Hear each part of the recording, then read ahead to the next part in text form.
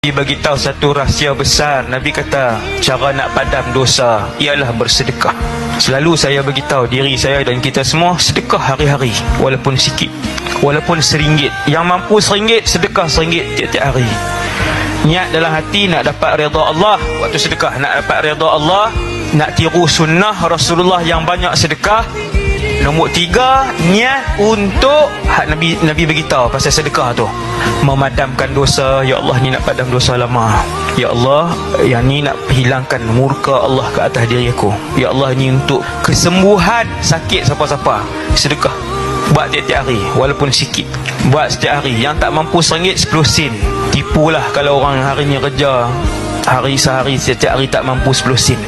Mana lebih Allah suka? Yang berterusan sepanjang tahun setiap hari RM1, ataupun dia bagi RM1,000 sekali ya? Maka yang lebih Allah suka ada wa muha wa in qalla, amalan yang paling istiqamah, paling berterusan walaupun sedikit.